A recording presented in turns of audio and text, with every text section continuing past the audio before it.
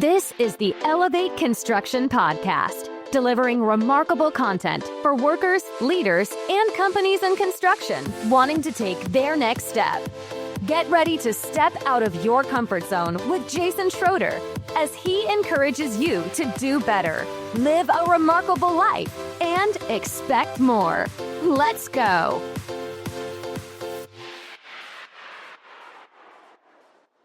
Welcome to the Elevate Construction Podcast, where we focus on improving the effectiveness of workers and foremen. My name is Jason Schroeder, and today's podcast is about the 25-minute crew preparation huddle. Please share this with as many foremen you know so we can scale up excellence. So here's the concept. I personally, on projects for operational excellence, advocate that every project do a worker huddle for 5 or 10 minutes in the morning. That's where you provide motivation, a quick training, you cover the safety items for the day, you scale communication, you build a social group, you really make sure that we're respecting and training workers on a continual basis. Then, what I recommend is each crew, foreman and subforeman, and lead men, do a 25-minute crew preparation huddle. That means everyone has gone from the mass huddle, whether it's job site wide or it's broken up on a mega project by area. You've gone from the area huddle, the worker huddle with the general contractor, and you as the foreman with your workers, you are going to go do a 25-minute crew preparation huddle. This is most likely going to be done with foremen and workers, maybe not with general foremen because you can't be in all of those little huddles. If you do so, that might work, but if you have separate lead men and women and separate sub-foremen, you might need to just do a different huddle in a different day. But the point is, if workers get the general gist of what's expected from a project level and how to interact with the project, they now need to focus on how to interact with the quality and safety of their specific task within their scope. So that's what that next 25 minutes is. I've modeled this system from Paul Akers' 2-second lean, and I feel like the best way for crews to prepare for the day is to know the plan for the day, and succeed as a group. So we really need to take time to huddle up together and plan as a group, plan as a crew.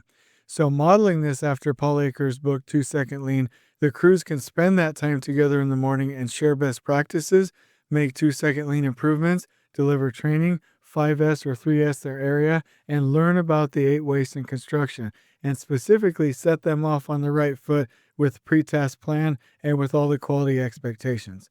So in line with the meetings that we advocate on a construction project, the day before, the foreman would be at the foreman daily huddle. The next day, workers at the worker daily huddle on a job site-wide level, and then the foreman with the information that was learned and planned the day before will help crews to prepare. And the crew preparation huddle, it's key to a crew's success because we need to be teaching workers consistently. You remember in the podcast with Paul Akers, he said, teach workers about the concept of normal and not normal. And if any workers sense something that's not normal, then you need to tell them to stop, call you, and wait for further instructions. We could get quality and safety right every time if we did that. And in fact, at the research laboratory, I told everyone, if anybody sees something wrong with quality, anybody senses it, anybody senses anything wrong with safety, anybody sees anything wrong with safety, you need to stop the crew, stop what you're doing, rehuddle up, and get it corrected. I didn't say it as well as Paul Akers did when he said stop, call, wait, stop, call, wait, normal, abnormal. This is where foremen really need to be teaching workers about these concepts. So here's a sample agenda. All workers would have attended the worker huddle, like I said, so now they know the plan for the day, and they're beginning to prepare their area. The crews now need to be provided with the right materials, inspected, of course, the right quality checklist, whether it's a checklist or a feature of workboard, the tools, the equipment, any needed information, right? The crew and the workers need that information to succeed. And so this is the opportunity to make sure that everybody's marching in a good direction with all of the proper orders. Foreman would lead the meeting with just the workers in their company and go through a possible agenda, which I'm about to explain here. So this is about 15 to 25 minutes. This is what a foreman can do. And foremen might have their own huddle boards, their own visuals. They might have, 5S cards. They might have quality at the source cards. They might have a number of different neat little tools that, like waste walk template agendas that their company provides, whatever the case may be. Basically, in your huddle area, you would start with an agenda that looks like this. Number one, positive shout out for positive behavior. Then ask the workers what feedback they have. How could we create a more remarkable experience for them? What issues and problems are they coming up against in their daily work? Then do a training topic on safety. What is the most important thing for them to know that day, and train them on that? Then maybe share a 2-second lean improvement from the day before. If you have the workers trained on 5S'ing or 3S'ing, if you have them trained on what the 8 wastes are, if you're teaching them to get annoyed with it, and if you're enabling them to go do 2-second lean improvements either before the morning huddle or after or during that 25 minutes or at the end of the day, showcase a 2-second lean improvement to start scaling that and getting other people to visualize the same thing. You might, with that crew, walk the area and actually look at the different circumstances and plan that day for safety. Then you can fill out the pre-test plan successfully with everybody and have them sign it. Hopefully part of that pre-test plan, at least the title, is ready to go from the foreman huddle the day before, and then the next day you walk the area, fill in the specifics, talk about the hazards, and sign it off. But the bottom line is, while that foreman is filling out the PTP, the crew should be enabled to 3S or 5S their area. So everybody listening to this podcast is probably familiar with the 5S'ing. So I use sort, set in order, shine or sweep, and number 4, standardize, 5, sustain, and use self-discipline. So let's just cover 3S like Paul Akers recommends. So sort, that means get rid of unneeded items in their work area. Number 2, set in order. Organize everything that belongs there. Number 3, shine or sweep. Sweep the area, get it clean, organize cords, make sure that the areas are nice. And Paul Akers always says, we are doing this not just to clean the area, but to identify problems so that we can fix what bugs us and make 2-second lean improvements on a continual basis. If we really get good at this, we'll be like, day 2, 3, 4, maybe it takes 30 days into the cycle, but the workers will say, everything's clean. What do we do next? Well, let's really do a good job and standardize our gang box. Let's have hooks. Let's shadow board it. Let's make sure that we have checklists on the side. Let's get some, in our toolboxes, let's get some lean foam in there and put our tools in there really nicely.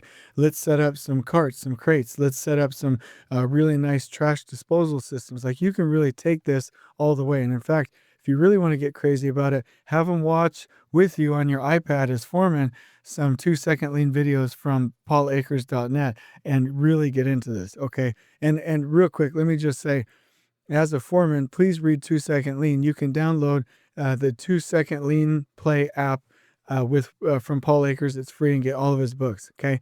The other thing you would do is you would make sure to teach your workers about the 8 wastes, and especially overproduction, excess inventory, wasted transportation, and wasted motion. These things are the items, the wastes that will affect us the most. So when we're 5S'ing, do we need to move workstations closer? Do we need to get a trash can for our cut station? Do we need to reposition some things? I mean, even, should we bring over the water jug closer to the crew? I mean, simple things like that. Overproduction, excess inventory, wasted transportation, wasted motion. These are the ones that we should especially teach on, and then ask them to remove those in that 25-minute crew preparation huddle.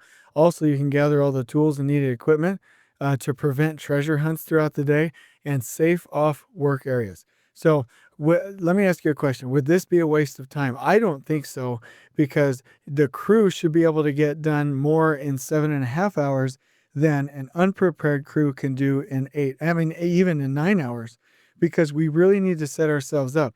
Me personally, if I owned a company with a lot of self-perform workers, I would have them spend an hour in the morning setting up. I mean, honestly, I would have them spend an hour, and I would make my units, because I know for a fact they'd be better off.